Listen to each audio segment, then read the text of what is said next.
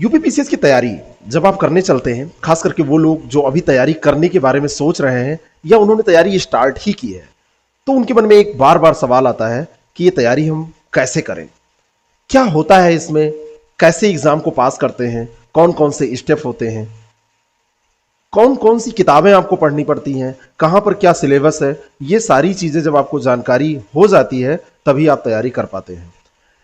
ये वीडियो जो है ऐसे लोगों के लिए है जिन्होंने अभी पढ़ाई चालू की है या यूपीपीसीएस की तैयारी करने के बारे में वो सोच रहे हैं। यूपीपीसीएस यूपीपीसीएस की तरह अन्य आयोग भी पीसीएस का एग्जाम कराता है। यहां पर जो हम बात करने जा रहे हैं वो यूपीपीसीएस की करने जा रहे हैं। यूपीपीसीएस का एग्जाम आपको एक झटके में एसडीएम बना सकता है, आप डिप्टी एसपी बन सकते हैं, आप विभिन्न विभागों में, वित्त विभाग में या आबकारी विभाग में या खाद्य एवं रसद विभाग में, अलग अलग विभागों में जिले स्तर पर नौकरी पा सकते हैं। आपके सपने साकार हो सकते हैं, आप ऑफिसर के रुतबे में आ सकते हैं। ये ऐसी परीक्षा है। इसके बारे में अगर मैं बात करूं तो ये एग्जाम जो है कौन दे सकता है, ये बात आपको जाननी है। दे सकने में आयु सीमा कितनी है, शिक्षा, शारीरिक मानदंड, क्या शारीरिक मानदंड होते हैं या नहीं होते हैं। हाँ, कुछ पदों के लिए शारीरिक मानदंड होते हैं। और कौन कौन से स्तर होते हैं। प्री का एग्जाम होता है, मेंस का एग्जाम होता है और इंटरव्यू का एग्जाम होता है। ये 3 स्तरीय परीक्षा होती है और इन 3 स्तरों में कौन कौन से पेपर होते हैं, ये सारी जानकारी इस वीडियो को देखने के बाद में आपको मिल जाएगी। और कैसे पढ़ें कि आपका सिलेक्शन हो जाए, ये भी बात हम इसमें करेंगे। मैं ओम पांडे, आपका गाइड, आपका दोस्त। चलिए शुरू करते हैं और देखते हैं यूपीपीसीएस के बारे में प्रारंभिक परीक्षा से लेके इंटरव्यू तक की पूरी जानकारी को। परीक्षा के 3 चरण हैं, मैं पहले ही बता चुका हूं। पहला है प्रीलिम्स। प्रीलिम्स यानी प्रारंभिक परीक्षा। जब आप इसको पास करते हैं तब आप मेंस एग्जाम में प्रवेश करते हैं। मेंस एग्जाम में जो स्कोर आपका होता है, जो मार्क्स आपको मिलता है, उसी स्कोर, उसी मार्क्स के आधार पर आप मेंस एग्जाम तो पास करते ही हैं, साथ में सिलेक्शन भी इसी पे डिपेंड करता है।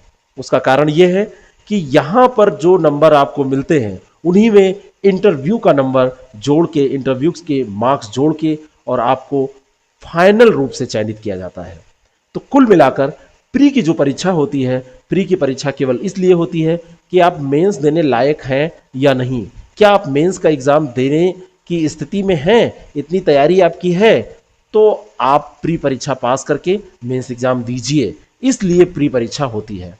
प्री परीक्षा का और कोई मतलब नहीं है। प्री परीक्षा एक छटनी परीक्षा है। इसमें लोगों को छांटा जाता है। 4 लाख, 5 लाख, 6 लाख फॉर्म पड़ते हैं और इन फॉर्म में से मेंस एग्जाम अगर सबको कराया जाए तो बहुत ज़्यादा दिक्कत हो जाए, क्योंकि मेंस के एग्जाम में कई पेपर होते हैं। अभी इस वीडियो को देखने के बाद में आपको सारी चीज़ें क्लियर हो जाएंगी कि मेंस एग्जाम के पहले प्री एग्जाम क्यों कराया जाता है। तो प्री एग्जाम जो होती है ये फिल्टर करने वाली परीक्षा होती है। इसमें फिल्टर किया जाता है उन लोगों को जो मेंस एग्जाम देने की स्थिति में है, मेंस के एग्जाम देने लायक है कि नहीं। तो आपके मन में प्रश्न आ रहा होगा कि यानी कि जितने लोग प्री पास हो गए सब मेंस देने लायक हैं। हाँ, मेंस देने लायक हैं, न कि मेंस पास करने लायक हैं। फिर मेंस का एग्जाम होगा तो उससे पता चलेगा कि आप इंटरव्यू देने लायक हैं या नहीं। और इंटरव्यू देने के बाद में आपकी फाइनल सूची बनाई जाएगी और आपका नाम उसमें उस आधार पर शामिल होगा, उस रैंक पर शामिल होगा जो परफॉर्मेंस आपकी मेंस और इंटरव्यू में रही होगी। तो प्रीलिम्स का एग्जाम केवल छटनी का एग्जाम, मेंस का एग्जाम ऐसा एग्जाम जो आपको आपकी रैंक दिलाता है। अब चलिए शुरू करते हैं कि प्री के एग्जाम में आपको कैसे काम करना होता है, कैसे पास करना होता है। लेकिन उसके पहले हम देख लेते हैं कि कौन फॉर्म डाल सकता है, आयु सीमा कितनी होती है। अक्सर तो प्रश्न यही होते हैं। 2018 का नोटिफिकेशन है, वहां से मैंने लिया है। 21 साल से 40 साल के बीच के लोग जो हैं वो फॉर्म इसमें डाल सकते हैं, भर सकते हैं, फॉर्म अप्लाई कर सकते हैं। 21 साल की आयु कब पूरी होनी चाहिए, ये डेट ली जाती है 1 जुलाई को। 1 जुलाई जो है इसमें निर्धारित की जाती है, आयु के लिए जो डेट है 1 जुलाई से निर्धारित की जाती है। कहने का मतलब है अगर 2020 का फॉर्म आ रहा है तो 1 जुलाई 2020 को आपकी उम्र न्यूनतम 21 वर्ष और अधिकतम 40 वर्ष होनी चाहिए। अगर आप 40 वर्ष से ज्यादा हैं 1 जुलाई को तो आप फॉर्म नहीं डाल सकते, और अगर 21 वर्ष से कम है आपकी आयु तो आप अप्लाई नहीं कर सकते हैं। यह बात हो गई आयु की।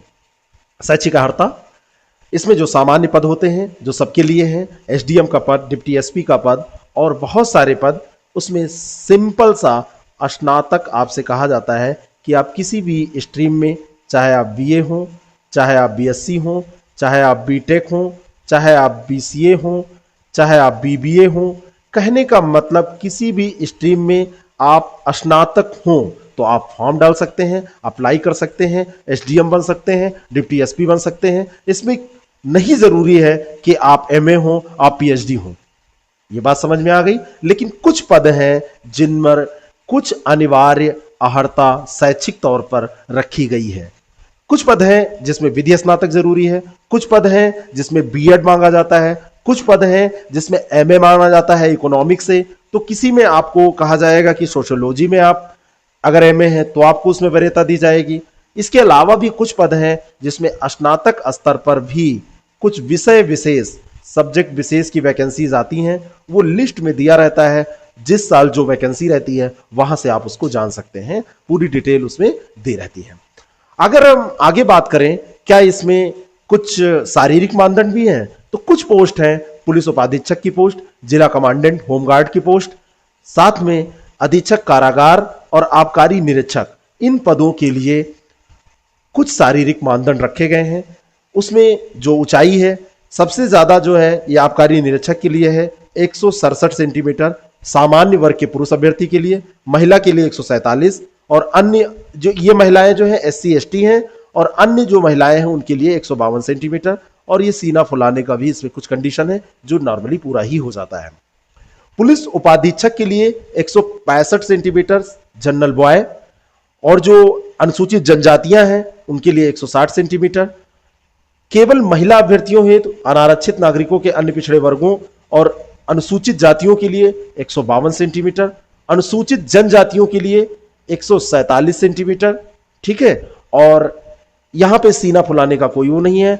और सभी श्रेणियों की महिला अभ्यर्थियों न्यूनतम वजन भी दिया गया है 40 किलोग्राम। यह शैक्षिक अर्हता भी आपको देख लेना चाहिए जब आप फॉर्म भर रहे हो। कहने का मतलब यह नहीं है कि हो सकता है आप शैक्षिक अर्हता तो पूरी कर रहे हैं लेकिन शारीरिक अर्हता आप नहीं पूरी कर रहे हैं और आपने पहले से ही सोच रखा है कि हम डिप्टी एसपी बनेंगे, तो ऐसा नहीं होना चाहिए। आप एसडीएम बनिए। जिला कमांडेंट होमगार्ड्स जो पद है इसके लिए पुरुष अभ्यर्थी के लिए 165, महिला के लिए 150 सेंटीमीटर, और पुरुष अभ्यर्थी कुमाऊं गढ़वाल मंडल या अनुसूचित जनजाति के अभ्यर्थी जो हैं उनके लिए 160 सेंटीमीटर का इसमें टारगेट रखा गया है कि इतनी अर्हता होनी चाहिए, इतनी ऊंचाई होनी चाहिए। ये सामान्य सी बात है। अधीक्षक कारागार पद के लिए 168 सेंटीमीटर, कुमाऊं और गढ़वाल संभाग की अभ्यर्थियों की दशा में ये 163 सेंटीमीटर हो जाएगा। और सीना का घेरा इसमें भी वही फुलाने और ना फुलाने पे जो दिया हुआ है 81.3 सेंटीमीटर और फुलाने पे 86.3 सेंटीमीटर। और जो दृष्टि है वो 6x6 की होनी चाहिए। ये बातें हो गई शारीरिक अर्हता की। लेकिन अब हम आगे बात जो करने वाले हैं वो बहुत इंपॉर्टेंट है कि एग्जाम का जो पूरा प्रोसीजर है वो कैसे फॉलो होता है। सबसे पहले प्रारंभिक परीक्षा होती है। प्रारंभिक परीक्षा जो होती है इसमें 2 पेपर होते हैं। प्रारंभिक परीक्षा में 2 पेपर होते हैं। दोनों पेपर जो हैं वो 200 अंक के होते हैं, यानी कि पेपर फर्स्ट और पेपर सेकंड दोनों पेपर 200 अंक के होते हैं। ऐसा नोटिफिकेशन में साफ साफ लिखा रहता है। पहला पेपर 9:30 से 11:30 बजे के बीच में और दूसरा पेपर 2:30 से 4:30 बजे के बीच में होता है। आगे की जो बातें हैं इसमें आप देखिए, ध्यान से सुनिएगा। पेपर फर्स्ट जो है इसी पे मेरिट बनती है और पेपर जो 2 है इसमें केवल 33% पासिंग मार्क आपको जरूरी होता है। पेपर फर्स्ट में 150 क्वेश्चन पूछे जाते हैं जो कि 200 नंबर के होते हैं, यानी कि हर एक क्वेश्चन की अगर हम बात करें तो 1.33 मार्क्स का होता है। पेपर 2 में 100 क्वेश्चन पूछे जाते हैं, ये भी 200 अंक का होता है और हर एक क्वेश्चन इसमें 2 मार्क्स का होता है, 2 मार्क्स का होता है। लेकिन इसमें केवल 33% आपको क्वेश्चन करने होते हैं, या 33% मार्क्स आप करेंगे तो 66 मार्क्स आपको लाने होते हैं, या 33 क्वेश्चन आपको सही करने होते हैं न्यूनतम। इसका जो मार्क्स है वो जोड़ा नहीं जाता है मेरिट में, इसी पे मेरिट बनती है, इसी के अकॉर्डिंग कट ऑफ जाता है और आप प्री पास करेंगे या फेल करेंगे पेपर फर्स्ट की परफॉर्मेंस पे ही डिपेंड करता है। पेपर फर्स्ट में नंबर ऑफ सीट्स पे डिपेंड करता है कि कितनी कट ऑफ जाएगी। साथ में अभी हाल में प्रोविजन किया गया है, ये प्रावधान किया गया है कि केवल 13 गुना लोग क्वालिफाई कराए जाएंगे। 13 गुना का मतलब नंबर ऑफ सीट्स अगर 500 हैं तो 500 का 13 गुना, केवल 6500 लोग मेंस एग्जाम के लिए क्वालिफाई कराए जाएंगे। ठीक है, ठीक इसी तरह से मेंस के बाद इंटरव्यू का भी प्रावधान है, उसको हम आगे डिस्कस करेंगे। ये तो बात हो गई प्रीलिम्स एग्जामिनेशन की कि प्रीलिम्स एग्जामिनेशन होता कैसे है। अब यहां पर हम देखेंगे कि पेपर फर्स्ट और पेपर सेकंड में पूछा क्या जाता है। पेपर फर्स्ट के अंतर्गत यहां पर ध्यान दीजिएगा, इसका सिलेबस मैं आपके सामने डिस्कस करने जा रहा हूं। सामान्य दिन जो फर्स्ट है आपको मैं पहले ही बता चुका हूं कि 200 अंक का ये होता है और 2 घंटे का समय आपको दिया जाता है। इस पेपर के अंतर्गत जो सिलेबस है, राष्ट्रीय और अंतर्राष्ट्रीय महत्व की समसामयिक घटनाएं, जिसको आप करंट अफेयर के नाम से जानते हैं, भारत और राष्ट्रीय आंदोलन का इतिहास, हिस्ट्री में आप इसको पढ़ते हैं, भारतीय और वैश्विक भूगोल, एक विश्व का भूगोल एक भारत का भूगोल, इसको आप पढ़ते हैं, भारतीय राजनीति और शासन, संविधान, राजनीतिक व्यवस्था, पंचायती राज, लोकनीति, अधिकार आदि मामले, जो पॉलिटी आप पढ़ते हैं वो ये सिलेबस है। आर्थिक और सामाजिक विकास, सतत विकास, गरीबी समावेश, जनसांख्यिकी, सामाजिक क्षेत्र, पहल आदि, पर्यावरण पारिस्थितिकी, जैव विविधता, मौसम परिवर्तन पर सामान्य मुद्दे, जिन्हें विषयों की विशेषज्ञता इसमें नहीं चाहिए, केवल सामान्य ज्ञान आपको चाहिए, सामान्य तौर पर आपको जानना है, और सामान्य विज्ञान, ये इसका सिलेबस है। आप अगर चाहते हैं कि इसका आइडिया आपको हो जाए तो ओल्ड ईयर के कम से कम 5 ईयर के आपको पेपर्स देख डालने चाहिए। 5 ईयर्स के जब आप पेपर देखेंगे तो आपको आइडिया होगा कि कैसे प्रश्न पूछे जाते हैं। 5 साल के क्वेश्चन आप उठाइए, मार्केट से कोई भी लीजिए, upsctarget.com पर भी ये उपलब्ध है, आप देखिए, आप आइडिया आपको हो जाएगा, आप जान जाएंगे, समझ जाएंगे कि प्रश्नों का स्तर क्या होता है। तो यहां से आप ये काम कर सकते हैं। इसको पढ़ने की जहां तक बात की जाए तो इंपॉर्टेंट किताबें मैं आपको यहां बता सकता हूं। सबसे पहले तो अगर आप तैयारी शुरू कर रहे हैं तो हर सब्जेक्ट की 9th से लेकर 12th तक की NCERT की किताबें आप पढ़ डालिए। उसके बाद में पॉलिटी के लिए एम लक्ष्मीकांत, ऐसे ही एनवायरनमेंट के लिए आप नोट करिए, या ऊपर से मैं बता रहा हूं आपको, हिस्ट्री के लिए अगर आपको पढ़ना है तो आप स्पेक्ट्रम पढ़िए। बाकी आप प्राचीन और मध्यकालीन भारत यूनिक का ले सकते हैं, उसका जो पुराना एडिशन है उसको आप ले लीजिए, उसको आप पढ़ सकते हैं। पॉलिटी के लिए आप एम लक्ष्मीकांत ले लीजिए। आर्थिक और सामाजिक विकास, ये सारी जो चीजें हैं ये आप कहीं से भी कोई मैटर ले लीजिए, पढ़ लीजिए। परीक्षा वाणी की भी किताब आती है, उससे आप पढ़ सकते हैं। पर्यावरण पारिस्थितिकी के लिए आप अगर चाहते हैं अच्छे से पढ़ना तो इसके लिए आपको इग्नू के नोट्स पढ़ लेने चाहिए, जिससे मेंस भी आपका तैयार हो जाएगा, क्योंकि पीसीएस में अब मेंस भी लिखित होने लगा है। और सामान्य विज्ञान के लिए अगर आपको केवल प्रीलिम्स पढ़ना है तो आप लूसेंट का जो सामान्य विज्ञान आता है उससे भी आसानी से काम चला सकते हैं। इसके अलावा जो किताब आपको समझ में आए आप पढ़ सकते हैं। ये तो बात हो गई फर्स्ट पेपर की, जिसके आधार पर मेरिट बनती है। अब पेपर सेकंड की बात करते हैं, जो केवल आपको पास करना है, जिसमें केवल 33% नंबर लेके आने हैं। इसमें देखिए, संचार कुशलताओं सहित पारस्परिक समझ का कौशल, तार्किक रीजनिंग और विश्लेषणात्मक क्षमता, निर्णय लेना, समस्या हल करना, ये जो पोर्शन है यहां से 25 क्वेश्चन के करीब आपको मिल जाते हैं। कोई भी नोट्स आप पढ़ लेंगे, या सबसे सरल तरीका है आप ओल्ड ईयर के पेपर अगर देख लेंगे तो आसानी से आप इसको कर सकते हैं।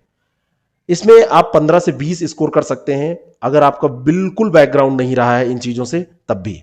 सामान्य मेंटल एबिलिटी, कक्षा 10 तक की प्राथमिक गणित, कक्षा 10 तक की सामान्य अंग्रेजी, कक्षा 10 तक की सामान्य हिंदी, कंप्रिहेंशन, ये जो सारी चीजें हैं, कंप्रिहेंशन जो आपसे पूछा जाता है वो हिंदी और अंग्रेजी दोनों में पूछा जाता है, और इसके अलावा जो हिंदी का पोर्शन पूछा जाता है, कुल मिलाकर 15 क्वेश्चन यहां से आ जाते हैं। इन 15 क्वेश्चन में आप 12 क्वेश्चन आसानी से कर सकते हैं। कक्षा 10 तक की जो सामान्य अंग्रेजी है, अगर सामान्य सी आपको एक्टिव, पैसिव और डायरेक्ट, इनडायरेक्ट ये सारी चीजें आती हैं, या आप वर्ब के बारे में जानते हैं, थोड़ा बहुत कुछ आपने पढ़ रखा है, टेंस के बारे में जानते हैं, तो बेसिक नॉलेज आपको है, तो 2-4 क्वेश्चन यहां से भी आप कर सकते हैं। प्राथमिक गणित और मेंटल एबिलिटी, इसको मिलाकर भी कम से कम 25 से 30 क्वेश्चन यहां पूछे जाते हैं। तो इसके लिए जो रीजनिंग पूछी जाती है सामान्य मेंटल एबिलिटी, उसमें बहुत परेशान होने की जरूरत नहीं है। लेकिन जो गणित पूछी जाती है उसके लिए थोड़ा बहुत आप प्रैक्टिस जरूर कर लीजिए पुराने पेपर से, तो आसानी से आप ये 40-45 क्वेश्चन का लक्ष्य इसमें रखिए कि आप इतना करके यहां से निकल लीजिए। लेकिन इन दोनों पेपर्स में निगेटिव मार्किंग है। निगेटिव मार्किंग के कारण आपको बहुत सहूलियत करके काम करना होता है, बहुत ही मतलब सहूलियत के साथ, और बहुत आसानी से आपको इस पूरे पेपर को कंप्लीट करना होता है। क्योंकि अगर कोई क्वेश्चन गलत होगा तो 1/3 मार्क्स कटते हैं। अगर आपका एक क्वेश्चन गलत सही होता है तो 1.33 मार्क्स आपको मिलते हैं। अगर एक क्वेश्चन आपका गलत होता है तो 0.44 मार्क्स आपके कट हो जाते हैं।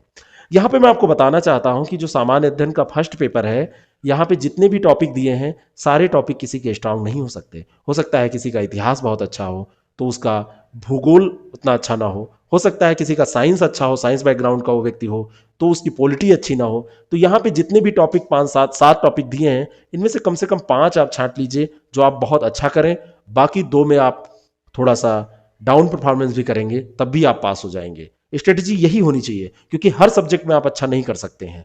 तो 5 कोई छांटिए जिसमें आप 80-85% परफॉर्म करिए, और बाकी 2 छांट लीजिए जिसमें 70% भी परफॉर्म करेंगे। तो एग्रीगेट जो मेरिट है वो आपकी 70% के करीब जाती है, तो आसानी से आप पास कर जाएंगे, कोई दिक्कत आपको नहीं होगी। ठीक है, ये हो गया प्री का एक सिलेबस का आइडिया जो आपके दिमाग में हमेशा होना चाहिए अगर आप ये एग्जाम देने जा रहे हैं।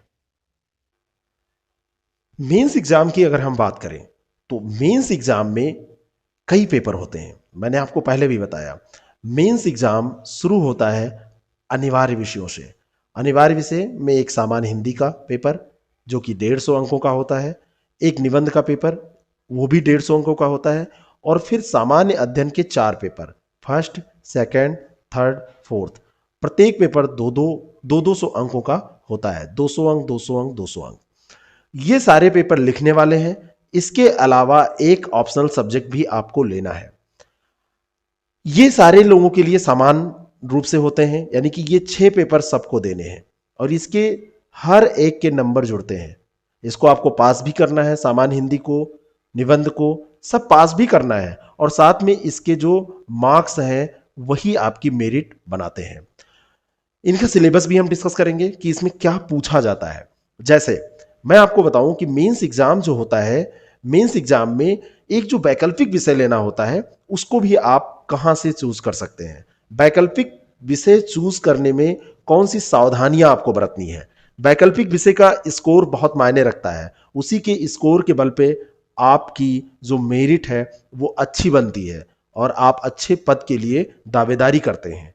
ये जो सूची दी है ये आयोग के द्वारा दी गई सूची है। इनमें से कोई एक विषय, कृषि, प्राणी विज्ञान, रसायन विज्ञान, भौतिक विज्ञान, गणित, भूगोल, अर्थशास्त्र, समाजशास्त्र, दर्शनशास्त्र, भूविज्ञान, मनोविज्ञान, वनस्पति विज्ञान, विधि का मतलब जो लॉ जो लोग पढ़ते हैं, पशुपालन एवं पशु चिकित्सा विज्ञान, सांख्यिकी, रक्षा अध्ययन, प्रबंध, राजनीति विज्ञान एवं अंतरराष्ट्रीय संबंध, इतिहास, समाज कार्य। तो ये समाज कार्य अब नहीं रह गया है, इतना परिवर्तन यहां पर यह हुआ है। समाज कार्य इसमें नहीं रह गया है, और दूसरा एक परिवर्तन हुआ है, रक्षा अध्ययन इसमें नहीं रह गया है।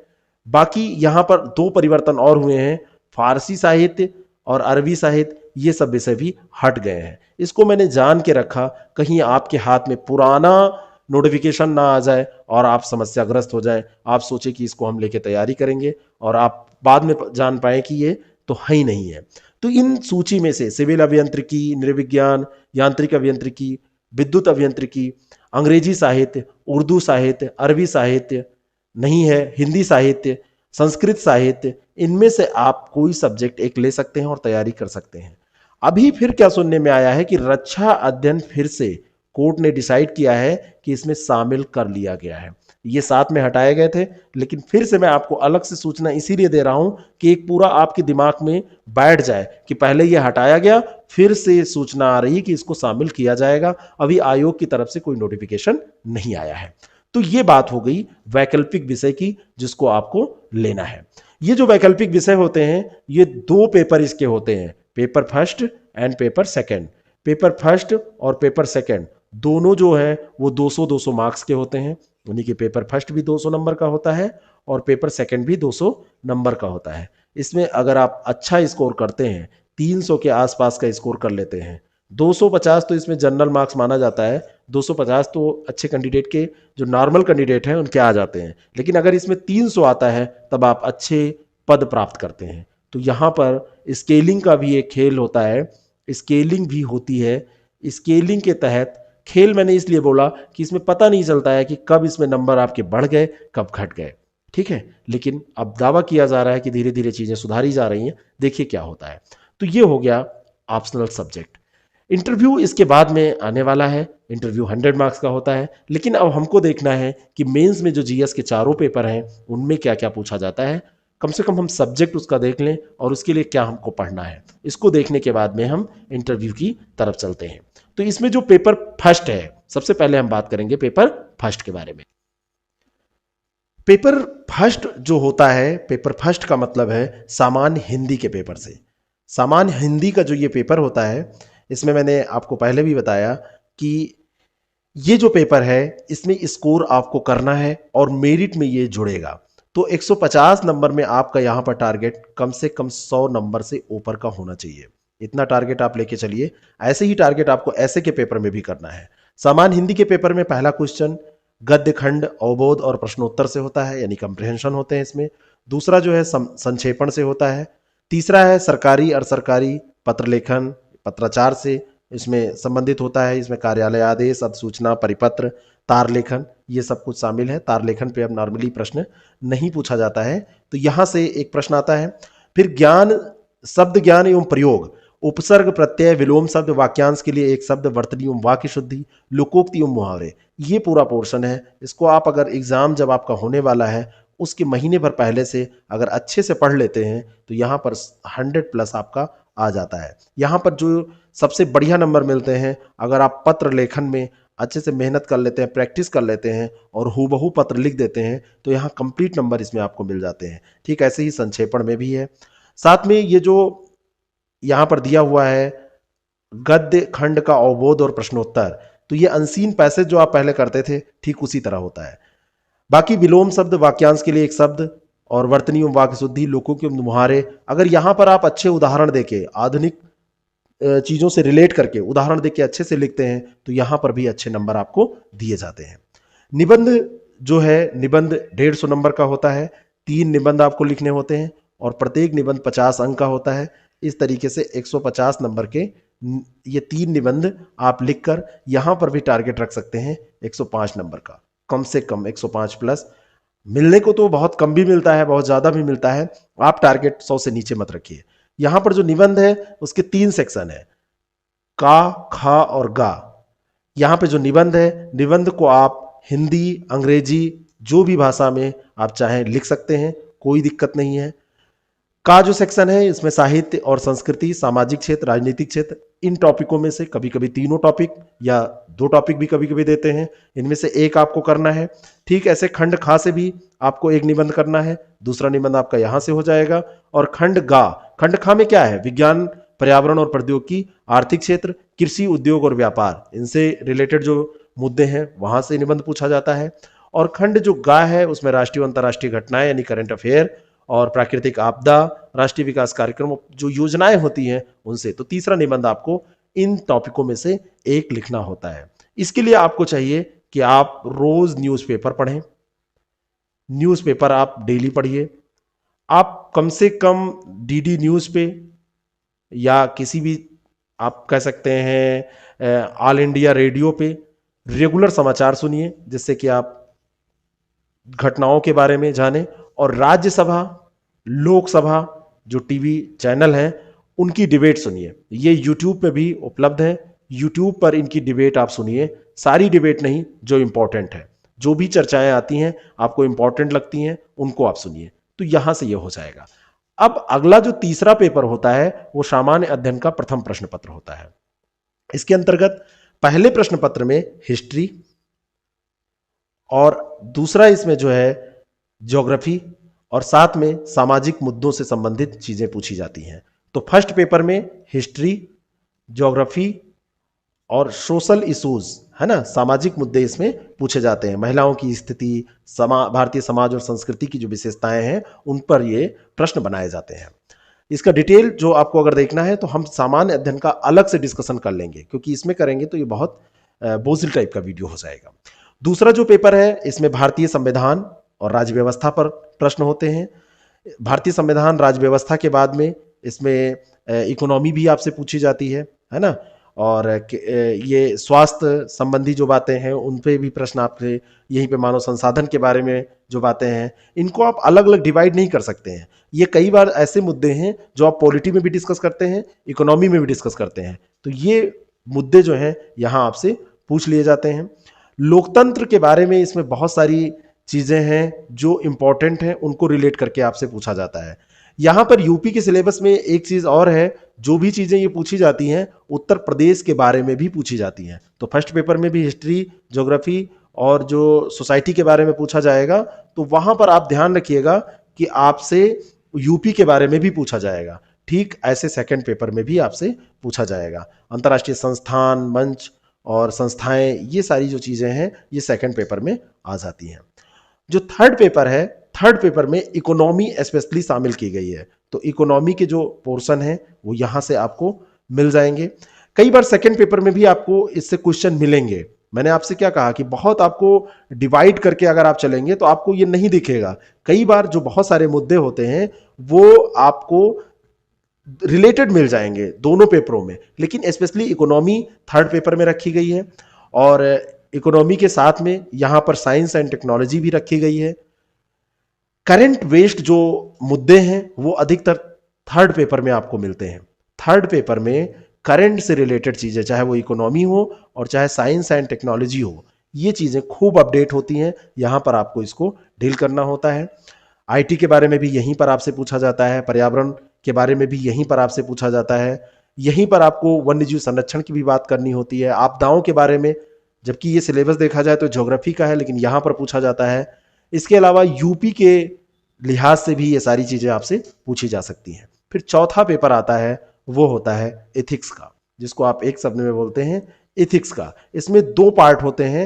एक पोर्शन इसमें है जिसके अंतर्गत आपसे सिद्धांत पूछे जाते हैं, जहां पे आपसे थॉट पूछे जाते हैं, यानी कि एक थ्योरी वाला पार्ट होता है, और जो दूसरा इसका पार्ट होता है वो केस स्टडी वाला पार्ट होता है। तो थ्योरी और केस स्टडी वाले ये दो पार्ट हैं। थ्योरी में आपसे परिभाषाएं पूछ ली जाएंगी, विचारकों की जो विचारधारा है उस पर प्रश्न बनाकर पूछ लिया जाएगा।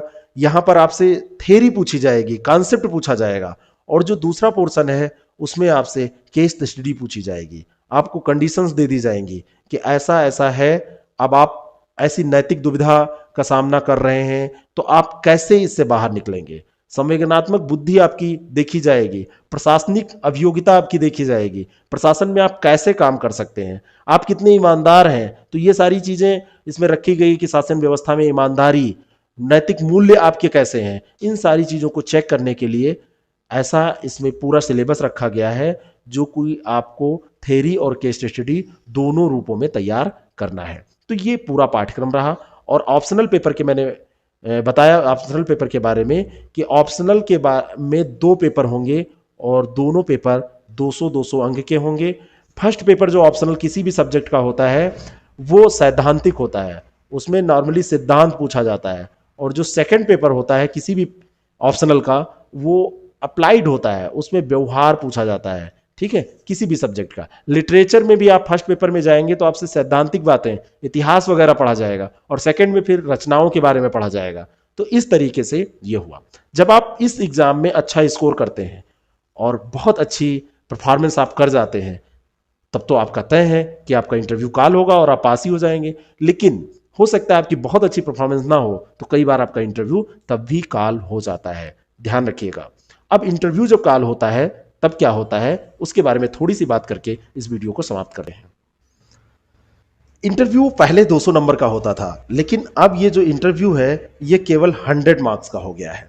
100 मार्क्स का जो ये इंटरव्यू है, इंटरव्यू बोर्ड के द्वारा लिया जाता है। इसमें एक जो होता है वो अध्यक्ष होता है बोर्ड का, और पीसीएस के इंटरव्यू में नॉर्मली 5 लोग होते हैं, एक अध्यक्ष और 2 लोग अन्य सदस्य होते हैं, इधर बैठते हैं, 2 ऐसे बैठते हैं, यानी कि 4 लोग अन्य होते हैं। आपको सामने बिठाया जाएगा, जैसे ये सामने महोदय बैठे हुए हैं, इंटरव्यू देने गए हैं, और आपसे जो भी उनको लगेगा क्या पूछा जाना चाहिए, ये आप डिसाइड नहीं कर सकते हैं। हाँ, इंपॉर्टेंट क्या है? इंपॉर्टेंट ये है कि आप उस समय की करंट अफेयर की घटनाओं को अच्छे से पढ़ के जाइए। इंपॉर्टेंट ये है कि आपका जो ऑप्शनल सब्जेक्ट है, ऑप्शनल सब्जेक्ट के बारे में अच्छे से पढ़ के जाइए। इंपॉर्टेंट ये है कि जो आपको बैकग्राउंड रहा है, बैकग्राउंड के बारे में, यानी कि आपने कहाँ से स्टडी की है, आपकी शिक्षा दीक्षा कहाँ हुई है, उस यूनिवर्सिटी के बारे में, उस कॉलेज के बारे में, आपने जो पढ़ाई की उससे छोड़कर यहाँ क्यों आए, ऐसे मुद्दों के बारे में आपको तैयार रहना चाहिए। वैसे इंटरव्यू का जो अब महत्व है वो कम हुआ है, क्योंकि 100 मार्क्स का इंटरव्यू अब कर दिया गया है। पीसीएस 2019 की जो पहली परीक्षा होने जा रही है इंटरव्यू की, उसके अंतर्गत 100 मार्क्स का इंटरव्यू पहली बार किया जाएगा। फिर 2020 का जो फॉर्म आएगा, जो कि आने वाला है, वो या आगे के जो भी फॉर्म आएंगे उसमें 100 मार्क्स का ही रहेगा, जब तक कोई परिवर्तन नहीं किया जाता है। इस प्रकार आपको मैं एक बार फिर से बता दूं कि प्री एग्जाम आप पास करते हैं केवल इसलिए कि आप मेंस देने लायक हैं कि नहीं। मेंस एग्जाम आप पास करते हैं जिसकी मेरिट बनती है, और उसके बाद में इंटरव्यू का मार्क्स उसमें जोड़ा जाता है, और उसके बाद में जो टोटल मेरिट बनती है, इससे डिपेंड करता है कि कैसी पोस्ट आपको मिलेगी। अगर सबसे ज्यादा आपके मार्क्स हैं तो आप एसडीएम बन जाएंगे। एसडीएम की सीटें मान लीजिए 50 हैं, तो शुरू के 50 अभ्यर्थियों को अगर उन्होंने प्रथम स्थान पर एसडीएम भरा है, बहुत सारे लोग डिप्टी एसपी कर देते हैं सेलेक्ट, तो वो अलग बात है, नहीं तो वो एसडीएम बन जाएंगे। फिर 51 नंबर से आगे की जो चीजें होंगी वो डिप्टी एसपी, ऐसे वरीयता क्रम में रखे जाते हैं। बाकी बहुत सारी चीजें हैं, उनमें आरक्षण की भी बात है, और महिलाओं का आरक्षण है, साथ में बहुत सारी चीजें हैं जिन पे डिपेंड करता है कि आपके मार्क्स कम होने के बावजूद भी अच्छी पोस्टें आपको मिल सकती हैं। लेकिन इस तरीके से एक मोटे तौर पर आप इसको समझ सकते हैं। वीडियो आपको कैसा लगा, नए लोगों तक इसको पहुंचाइए, जिससे कि उनका भी ये क्लियर हो सके कि इस एग्जाम के बारे में जो जानकारी उनके पास है वो सही है या नहीं सही है। अफवाहें तो नहीं है उनके पास, बड़ा सरल एग्जाम है, प्री मेंस इंटरव्यू। बस एक चीज है, पेशेंस, क्योंकि कभी कभी एग्जाम लंबा खिंच जाता है, कई कारणों से सालों लग जाते हैं। वो पेशेंस बना के रखिए, आप रात दिन मेहनत करिए, पढ़िए, तो आप जरूर सफल होंगे। All the best.